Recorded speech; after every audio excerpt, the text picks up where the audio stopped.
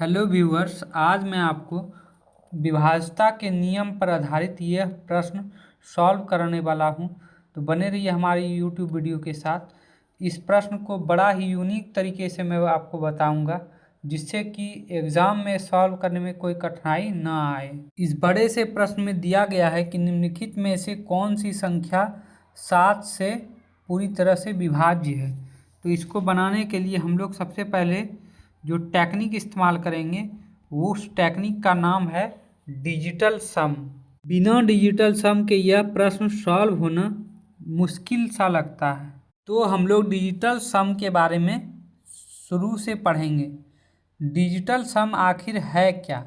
इसको अच्छे से जानने के लिए हम लोग पहले उदाहरण पर विचार करते हैं कि माना कि संख्या 1 लेते हैं, तो उसका डिजिटल सम जो होगा वो 1 में 9 जोड़ने से प्राप्त होगा।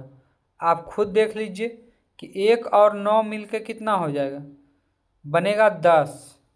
तो इसको फिर हम जोड़ेंगे तो 0 और 0 मिलकर क्या हो जाएगा, 1 हो जाएगा।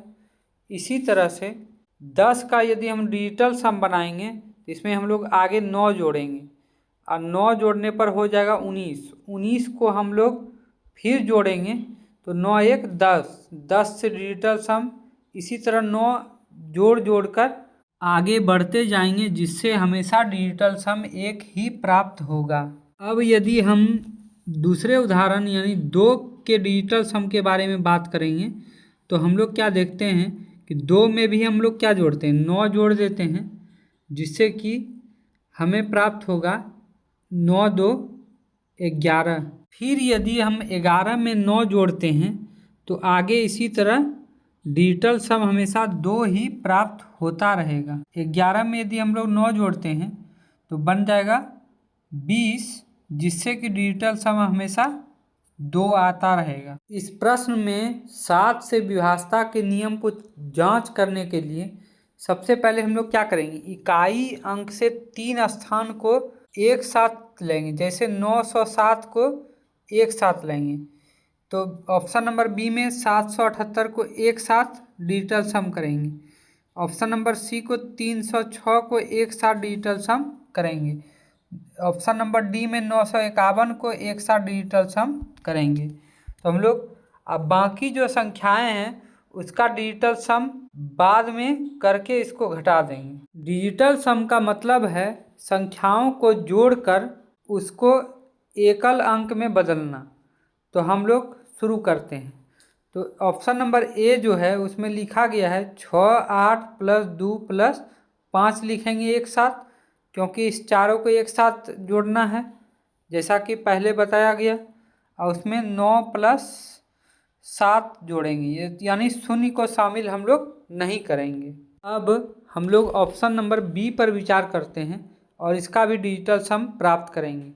तो हम लोग इसका डिजिटल सम लिखेंगे 7 प्लस 6 प्लस 6 प्लस 0 को शामिल नहीं करेंगे, या शामिल कर भी सकते हैं तो कोई उसको जोड़ना नहीं है।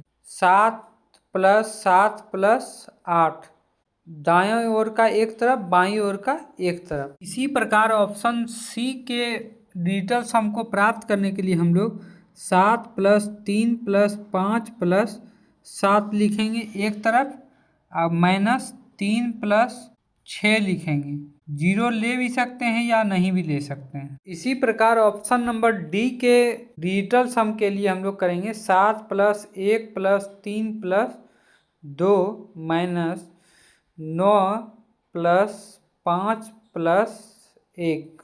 इससे पहले हम लोग 0 और 9 के डिजिटल सम पर विचार करेंगे।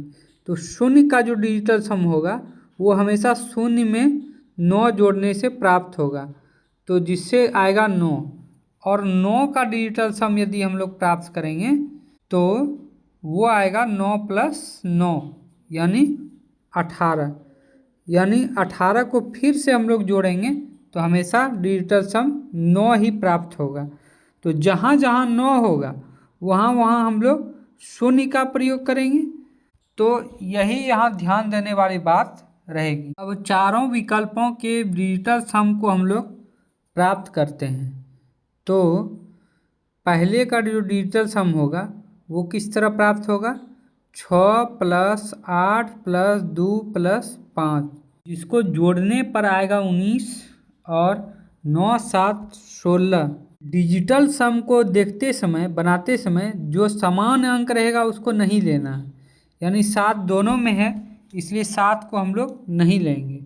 तो जिससे आएगा 6 6 12 माइनस 8 7 15। इस तरह तीसरे का हम लोग डिजिटल सम बनाते समय ध्यान देंगे कि अंक 3 क्या है, दोनों तरफ है इसलिए 3 को हम लोग क्या करेंगे, इग्नोर कर देंगे, जिससे आएगा 7 प्लस 5 प्लस 7, यानी 7 7 14 5 19 माइनस 6। विकल्प 4 में एक अंक क्या है, दोनों तरफ है इसलिए एक को हम लोग दोनों तरफ से हटा देंगे, इग्नोर कर देंगे, और 3 2 मिलकर इस तरफ क्या है 5 है तो इसको भी काट देंगे और इस तरफ के 5 को भी हम लोग हटा देंगे, जिससे चौथे विकल्प में बच जाएगा, इस तरफ 7 बचेगा और इस तरफ 9 बचेगा। अब हम लोग सभी विकल्पों का डिजिटल सम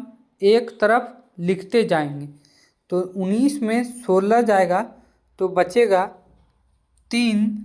12 में हम लोग 5 1 6 को मिलाकर जोड़कर घटाएंगे तो 12 में से 5 1 6 घट जाएगा, जिससे बचेगा डिजिटल सम 6। अब 19 में से हम लोग 6 को क्या करेंगे, घटा देंगे, जिससे बचेगा 13। अब 7 और 9 के अंतर को लेने के लिए हम लोग क्या करेंगे, 7 में से तो 9 जाएगा नहीं, इसलिए हम लोग 7 के डिजिटल सम में 9 जोड़ देंगे, जिससे हो जाएगा 16 माइनस 9 बराबर हो जाएगा 7।